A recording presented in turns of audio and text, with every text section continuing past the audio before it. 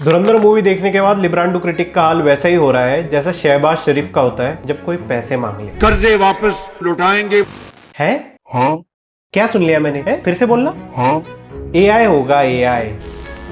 बाकी कुछ हो ना हो, धुरंधर ने बॉर्डर के दोनों तरफ के पाकिस्तानियों को जला के रखा है। अनुपमा चोपड़ा जो विदुषी चोपड़ा की बीवी है और एक फिल्म क्रिटिक भी है, उनका कहना है कि धुरंधर मूवी बहुत मैस्कुलिनिटी से भरी है, बहुत टॉक्सिक है और बहुत एंटी पाकिस्तानी है।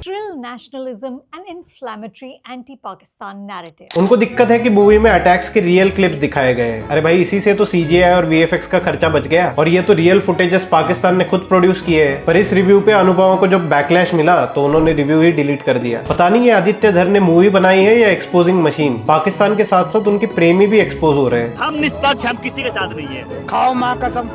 अरफा खन्नुम जैसे जर्नलिस्ट तो करियर स्विच करने पे मजबूर हो गए। फिल्मों की रिव्यू लिखना ये मेरे काम का हिस्सा नहीं। ये किस लाइन में आ गई दीदी आप? पहले पार्ट में तो करियर स्विच हो गया, दूसरे पार्ट में शायद देश ही। देखिए, ऐसी बात नहीं है, हमें खवातीन की रिस्पेक्ट करनी चाहिए, बट इनकी हरकतें ही ऐसी है तो कोई क्या करे। धुरंधर देख के अरफा दीदी को ऐसा बुरा लगा है पाकिस्तान के लिए जैसे आसिम मुनीर इनका फूफा हो। हजारों घंटे का जो ब्रॉडकास्ट है टेलीविजन चैनल का, न्यूज का, वो अपने आप में इतना खतरा नहीं लाता जितना कि ये एक फिल्म इस खतरे को अंजाम दे रही है। कि आप इस फिल्म को हरगिज न देखें और ना ही किसी को देखने का मशवरा दें। ISI के एक्चुअल क्लिप्स दिखाने के बाद इतना बुरा तो उनको नहीं लगा होगा जितना अरफा दीदी को लगा। दीदी आगे ह्यूमन राइट्स की भी बात करती है। नहीं नहीं नहीं नहीं, इंडिया के नहीं, टेररिस्ट की। ह्यूमन राइट्स तो ह्यूमन राइट्स भी होते हैं, किसी के भी ह्यूमन राइट्स हो, चाहे वो आतंकवादी ही क्यों ना हो। मसूद अजहर भी अपने चेलों की इतनी फिक्र नहीं करता होगा। अरफा दीदी देखो, ये देख के तो ह्यूमन राइट्स वाले खुद डिप्रेस्ड है। देखिए सर, अभी हम कुछ नहीं बता सकते हैं आपको, हम डिस्प्रेशन में अभी हैं। कोची में है? डिस्प्रेशन में है सर अभी। अरफा और अनुपमा की एक और गैंग मेंबर है सुचरिता त्यागी। इनको इस बात की प्रॉब्लम है कि आदित्य ने टेररिस्ट और उनके हैंडलर्स के बीच रियल ऑडियो डाल दिया। Aditya Dhar makes the bizarre choice of cutting two real audio recordings that were recorded between the terrorists and their handlers on the day or those days, effectively blurring all non-committal lines he had etched. सही बात है, consent लेना चाहिए, जैसे ISI consent लेती है कोई भी हमला करने से पहले। आगे चल के दीदी ये बताती है कि मूवी में तो कोई फैक्ट्स है ही नहीं। Is the factual truth when in fact it is not. मतलब कंधार हाईजैक, पार्लियामेंट अटैक, 26/11 कुछ हुआ ही नहीं था क्या? बट इन सब लोगों का दोगलापन तब सामने आता है जब ये पठान जैसी मूवी को परफेक्ट कहती है। और इस लिस्ट में अब ऋतिक रोशन भी जुड़ चुके हैं जो खुद YRF के स्पाई है। ऋतिक रोशन के हिसाब से आदित्य धर एक नॉन रिस्पॉन्सिबल डायरेक्टर है, पर ये देख के YRF ने वॉर का नेक्स्ट पार्ट अनाउंस कर दिया। अभी तो फर्स्ट पार्ट आया है तो ये हाल है, सेकंड पार्ट तो आना बाकी है। क्या पता उसमें ऑपरेशन सिंदूर की क्लिपिंग हो या मोदी और अमित शाह के स्पीचेस हो। अगर ये हुआ तो पाकिस्तान में से कोई नहीं फटेगा, पूरा पाकिस्तान ही फट जाएगा।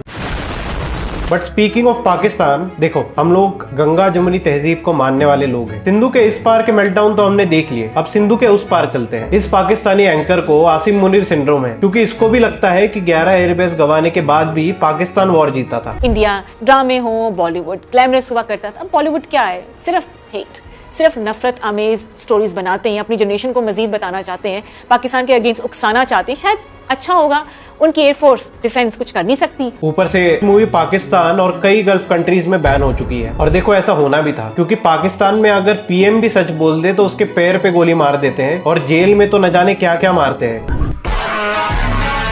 और इस मूवी ने तो हद कर दी है, ISI के रियल MMS दिखा दिए। आपने सबसे पहले घबराना नहीं है। एक पाकिस्तानी का तो कहना है कि मूवी की स्क्रिप्ट ही मोदी ने लिखी है। अब जो पंजाब सॉरी, यहाँ पे मेरी इन्फॉर्मेशन है, ये जो जिस फिल्म की बात करें लियारी वाली, सुना है कि इसकी स्क्रिप्टिंग जो है नरेंद्र मोदी ने खुद जो है ना वो वेट किया और अप्रूव किया। फर्स्ट पार्ट का तो पता नहीं, पर अगर सेकंड पार्ट में ऑपरेशन सिंदूर दिख गया तो वो जरूर मोदी ने लिखी थी। कुछ पाकिस्तानी एंकर्स को ये शिकायत है कि मूवी पाकिस्तान पे बेस्ड क्यों है। हर दूसरी मूवी पाकिस्तान से रिलेटेड और है भी पूरा फिक्शन। ऑब्वियस सी बात है कि मूवी में रियल टेररिस्ट और रियल टेररिस्ट नेटवर्क दिखाया गया है, और पाकिस्तान की तो मोनोपोली है टेररिज्म पे, इंटरनेशनल परमिट है उनके पास टेररिज्म का। उनके देश में एक ही तो ऐसी इंडस्ट्री है जिनके पास काम है, भले ही फटने का क्यों ना हो, पर काम तो है। जैकेट से लेके कार तक सब में RDX भरने की टेक्नोलॉजी सिर्फ पाकिस्तान के पास है। अम्मी जान कहती थी, कोई धंधा छोटा नहीं होता। एक एंकर ने जज्बात में आके सच बोल दिया, क्योंकि मफादात होता है। हीरो उसमें दिखा किसको रहे हैं कि जी जो गैंग वाले लोग हैं वो भी विलन हैं, पुलिस वाले भी विलन हैं, तो इसमें हीरो किसको अपनी एजेंसी के लोगों को दिखा रहे हैं, उसमें भी किरदार ने अर्जुन रामपाल वगैरह और ये सारे हैं उसमें। क्या अर्जुन रामपाल को हीरो दिखाया गया है? अब देखो, अर्जुन रामपाल को तो आईएसआई का आतंकवादी दिखाया था, पर इन लोगों के लिए आईएसआई और आतंकवादी हीरो है तो कोई क्या करे? ओसामा बिन लादेन हमारा हीरो था। कुछ लोग तो ज्यादा ही इमोशनल हो गए, कह रहे हैं कि पाकिस्तान खुद टेररिज्म के अगेंस्ट जंग लड़ रहा है। पूरी दुनिया जानती है कि पाकिस्तान किस तरह से दहशतगर्दी के खिलाफ जंग लड़ रहा है। कोशिश नहीं की है भाई, मजाक उड़ाया है, और मूवी के कलेक्शंस देख के प्रूफ भी हो रहा है। देखो, पाकिस्तानी इस बात से नहीं जल रहे कि इस मूवी में पाकिस्तान की सच्चाई दिखाई है, वो तो वैसे निहायत ही बेशरम लोग हैं, उनको ये सब सुनने की आदत है। कैसे हैं आप? बेगैरत, बेशरम, बेहया। उनको ये दुख है कि मूवी ने उनकी सच्चाई एक्सपोज करके 200 करोड़ कमा लिए, अब आगे और भी कमाएगी। तो बस यही चीज पाकिस्तान को देखी नहीं जा रही। हमारी कहानी दिखा के कोई हमारे जीडीपी से ज्यादा कैसे कमा सकता है? बट देखिए, वीडियो के एंड में तो हम एक ही दुआ करेंगे कि अल्लाह पाकिस्तान पर रहम फरमाए, क्योंकि इंडिया तो नहीं करेगा। तो ये था आज का वीडियो गाइस, अगर आपको पसंद आया हो तो लाइक, शेयर और सब्सक्राइब जरूर कीजिए। मिलते हैं अगले वीडियो में। जय श्री राम।